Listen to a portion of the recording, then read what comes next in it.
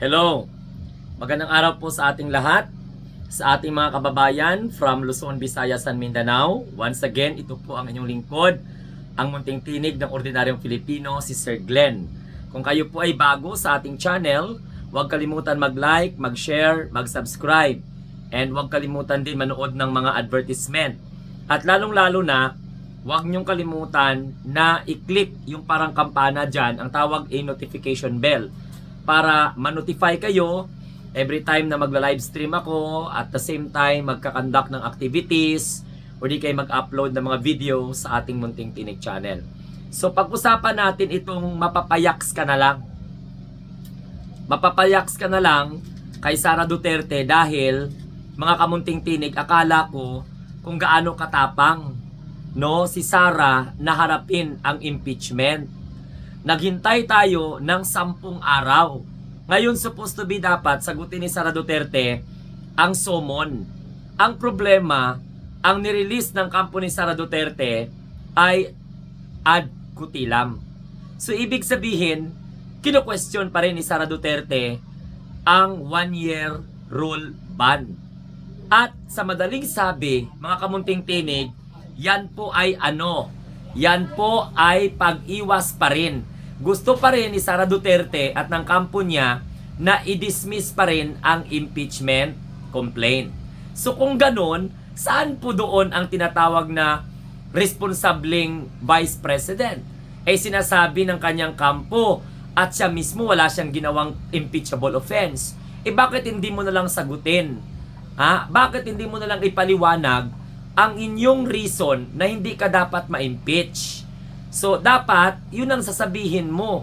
Kasi pagkakataon mo na yun ay ipaliwanag sa impeachment court na kung saan ay naging instrumento para mabigyan ka ng summon, ayon po siyempre sa pakiusap ng House of Representatives o ng prosecutor.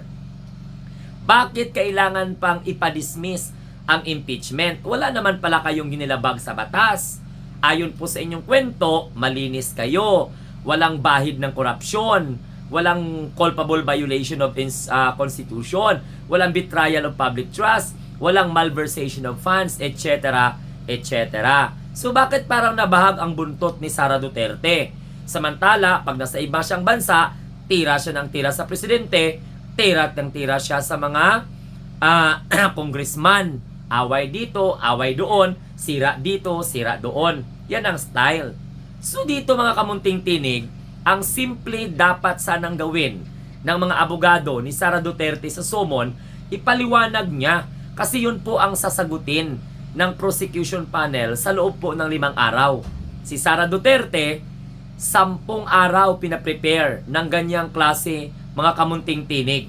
10 araw na pag-prepare ng kanyang affidavit. Oo. Pero bakit? Bakit ngayon hindi niya kayang sagutin sa pamamagitan po ng pagpapaliwanag? So maliwanag talaga ito mga kamunting tinig na talagang takot si Sara Duterte. Okay?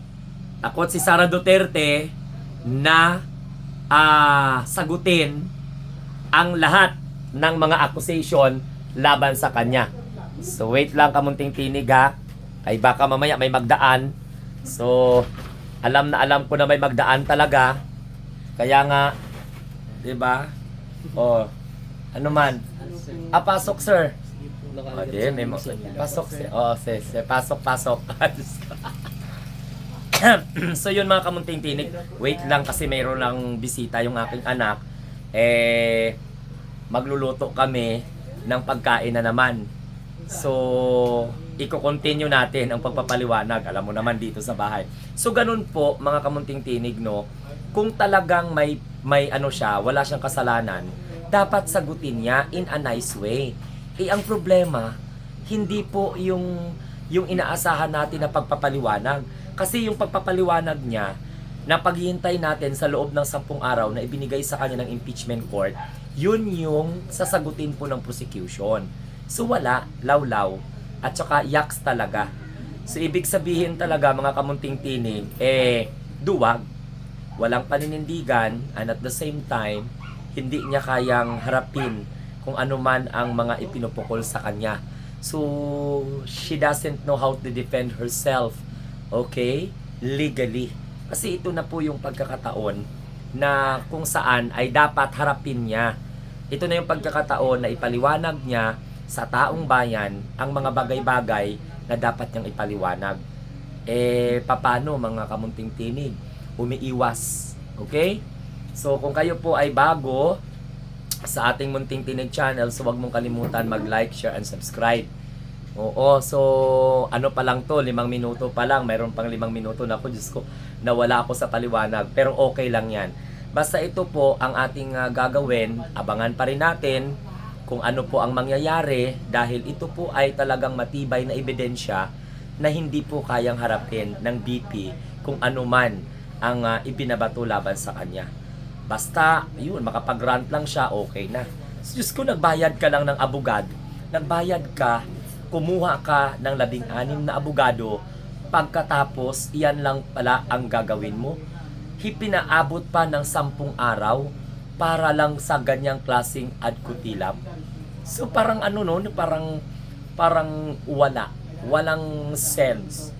O, hinintay pa ng 10 araw, bago lumabas ang ganyang klase, no, instead na sagutin kung ano man po ang dapat sagutin niya, hindi niya po ginawa. So ano pong masasabi natin? Diba? Wala talaga. So kumbaga, duwag, walang paninindigan, walang prinsipyo, walang balak sagutin, oo, pero ang yabang-yabang, bring it on, bloodbath. So ngayon wala naman. Parang nilukay. Kahit nga mga Duterte dahil supporters, hinihintay na lang yung hinihintay yung gagawing response. Pero wala Diba?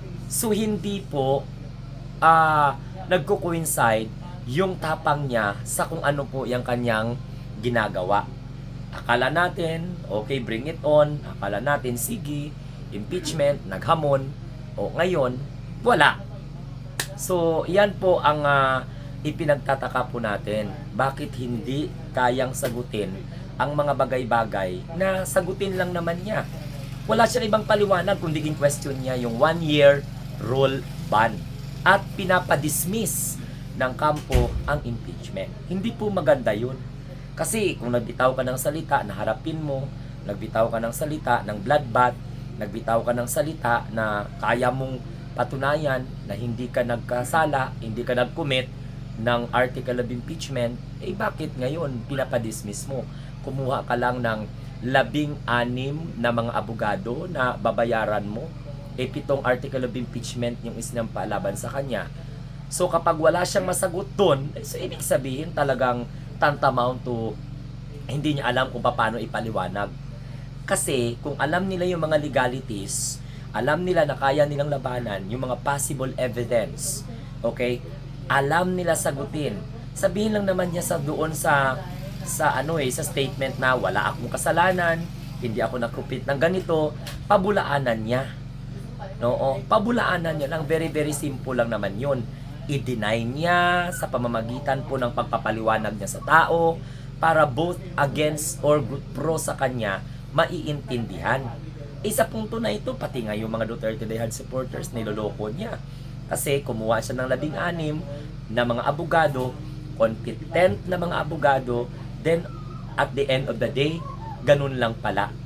Kahit nga po yung appearance ng lawyer niya, questionable din.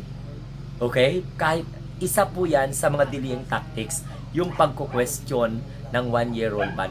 Hindi na po dapat nila problema yun Ang problema dapat nila, alam mo kung ano, pasinungalingan nila ang itong article ng impeachment na inireklamo laban sa kanya. So, naintindihan po ninyo? Okay, sige. So, ito pong muli, ang inyong lingkod, ang munting tinig ng ordinaryong Pilipino. Maraming salamat po sa pagsuporta po sa ating munting tinig channel. Kung kayo po ay bago once again for the second time around, don't forget to share, like, and subscribe. And don't forget also to click the notification bell para updated kayo sa kung ano man ang mga activity na gagawin po natin dito sa ating Munting Tinig channel.